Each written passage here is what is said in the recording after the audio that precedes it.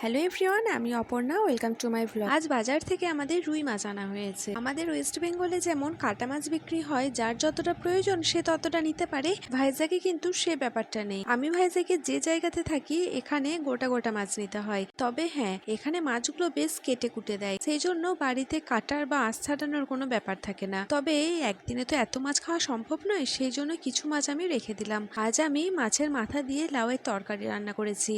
যদিও আহামরি কিছু রান্না নয়, তবে আমার হাজবেন্ডের আর আমার এই লাউয়ের তরকারিটা খেতে খুবই ভালো লাগে, আর সেই জন্যই তোমাদের সাথে শেয়ার করলাম। তো প্রথমেই মাছের মাথাগুলো নুন আর হলুদ মাখিয়ে রেখে দিলাম। এবার একটা মশলা বানাবো। তার জন্য নিয়েছি গোটা জিরে, ধনে, শুকনো লঙ্কা, কাঁচা লঙ্কা, আদা, পেঁয়াজ আর রসুন। এগুলো দিয়ে একটা মিহি পেস্ট বানিয়ে নিয়েছি। এবার কেটে নেওয়া লাউ আলুগুলো কুকারে দিয়ে দিলাম। সাথে যে মশলাটা আমরা রেডি করে রেখেছিলাম ওটা 2 চামচ দিয়েছি। সাথে দিয়েছি নুন, হলুদ আর অল্প জল। যেহেতু লাউ থেকে অনেকটাই জল বেরোবে, সেই জন্য আমি একটুখানি জল দিয়েছি। তারপর এটা 3টে সিটি দিয়ে দিয়েছি। 3টে সিটি দিলেই লাউটা মোটামুটি ভালোই সেদ্ধ হয়ে যায়। তারপর কড়াইতে দিয়েছি সর্ষের তেল। এই সর্ষের তেলে আমরা বড়ি আর মাছগুলো একে একে ভেজে নিলাম। এই বড়িগুলো কিন্তু দোকানের কেনা নয়, এগুলো আমার শাশুড়ি মা দিয়েছেন। তো আমি যখন শ্বশুরবাড়ি থেকে এসছি এখানে, তখন এই বড়িগুলো সাথে করে নিয়ে এসছি।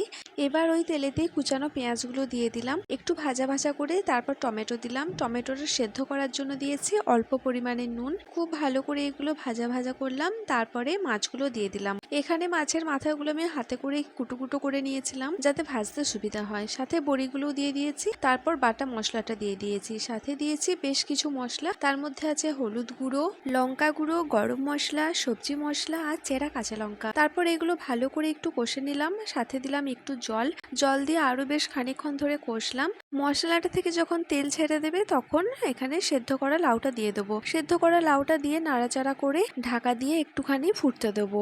আগে থেকে যেহেতু সেদ্ধ করা ছিল, সেই জন্য একটু জলটা মেরে নেব, তাহলে রেডি হয়ে যাবে আমাদের লাউয়ের তরকারি। আর নামানোর আগে একটু ধনেপাতা ছড়িয়ে দেবো, দিয়ে নামিয়ে নেব। অতি সাধারণ রান্না, কিন্তু খেতে অনেক মজার। তো আজকে আমাদের দুপুরে মেনু হয়েছিল ভাত, তার সাথে ছিল শাক ভাজা, এখানে ছিল স্যালাড, লাউয়ের তরকারি আর ছিল মাছের ঝোল। তো চলো আমি গোপাল ভাট দেখতে দেখতে ভাতটা খেয়ে নিই। আজকের মতো টাটা, দেখা হচ্ছে নেক্সট কোনো ভিডিওতে।